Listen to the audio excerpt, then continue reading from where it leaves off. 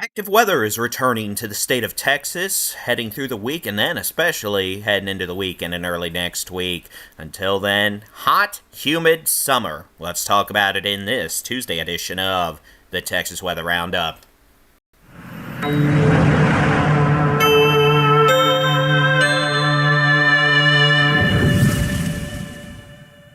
Hello and happy Tuesday. I'm Texas Storm Chaser's Baldy-in-Chief David Reimer. Thank you for taking time out of your busy day to pop on in for the latest Texas weather information. You might notice I'm modeling a beautiful hat here. They're for sale. I have a pile of them. I would prefer not to have a pile of them. I would like my space back. If you'd like to purchase one, just click on the magical YouTube thingy-majiggy that pops up here or head to the Texas Storm Chasers store. With that being said, let's get into today's Texas weather forecast.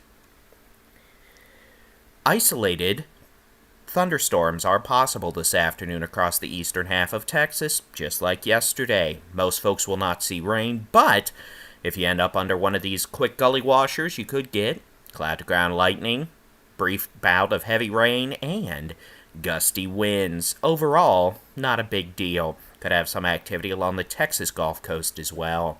Across the Panhandle and West Texas and to the borderland, also the possibility of maybe some isolated to scattered showers and storms, especially this evening. Highest chance today will be in the borderland, but we may see some rain move into the Panhandle this evening. Otherwise, going into Wednesday afternoon through at least Thursday, we are expecting scattered to numerous showers and thunderstorms across the Texas Panhandle, extending east into Oklahoma. We could also see some of that activity try to make it towards West Texas, but probably not too much. Locally heavy rain will be possible with isolated flash flooding, gusty winds, and of course, dangerous cloud-to-ground lightning, which means, ladies and gentlemen, when thunder roars, get your keister indoors. Yes, sirree, Bob. The Texas wildfire outlook over the next few days from the Texas A&M Forest Service, generally low to moderate fire danger expected across the state of Texas. Heading into the tropics. The Atlantic Basin becoming a little more active, but nothing that's going to be an issue for us here in the Gulf or the state of Texas.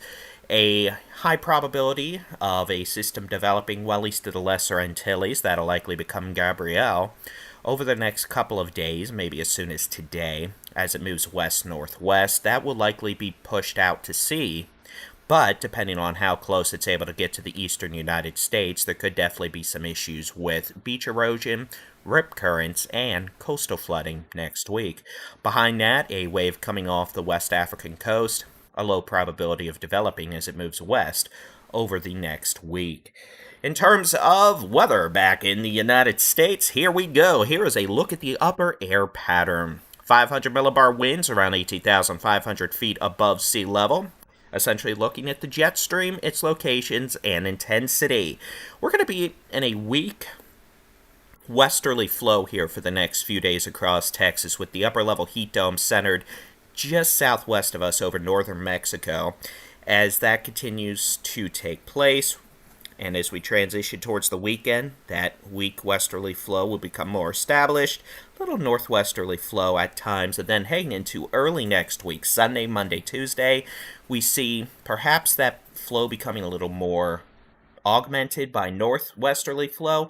We may see a upper level low kind of get kicked off the jet stream up in the northern United States. That may shift or dip south into the southern United States, and if that occurs, we may see a enhanced northwesterly flow develop, and that would allow for maybe a cool front, but also, in all likelihood, a higher chance of rain. So overall, heading through late week into the weekend, well, we'll just let this loop replay for a minute.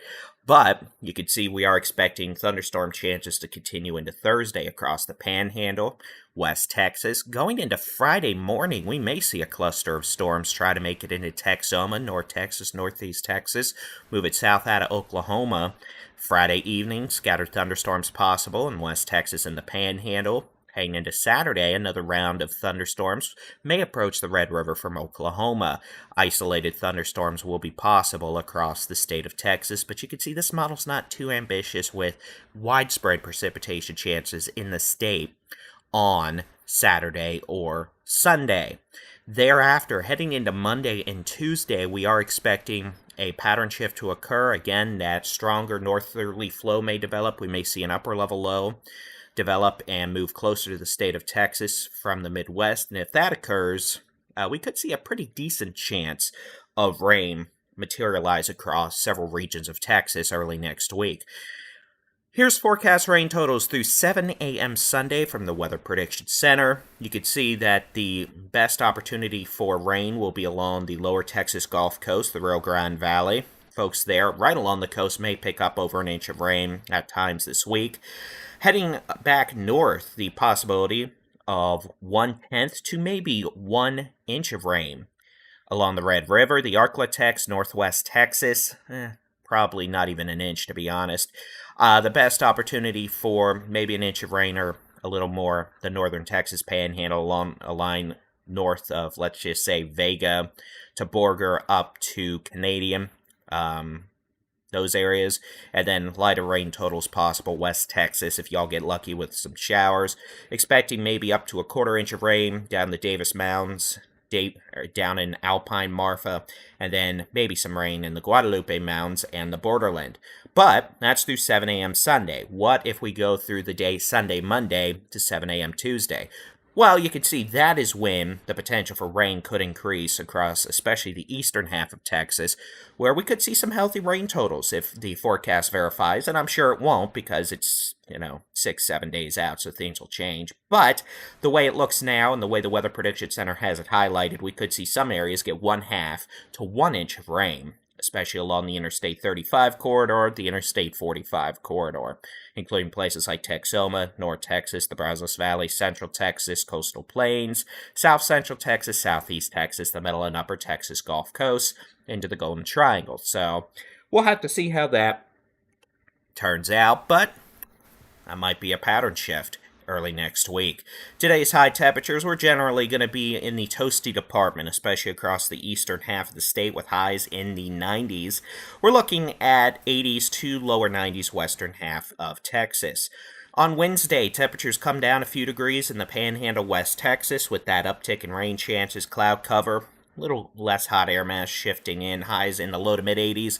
Everyone else, we're going to be in the upper 80s to the upper 90s, so definitely on the toasty side for mid-September. Thursday, temperatures come down even more in the Panhandle, highs in the 70s in places like Dalhart, Dumas, Amarillo, up to Perryton.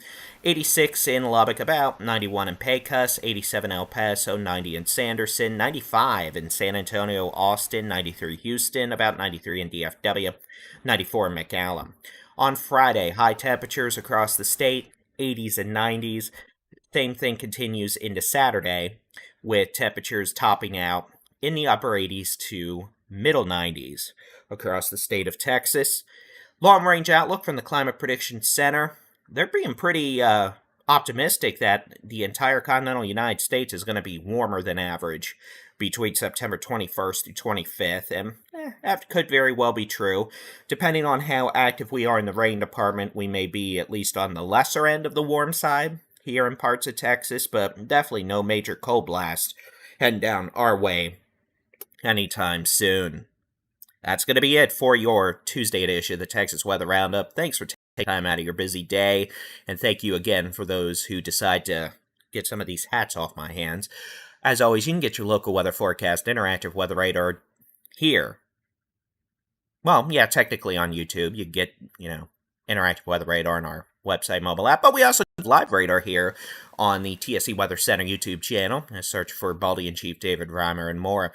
That's it. Clearly my marketing elements aren't doing great today, so I'm just going to stop, say have a great day, and God bless.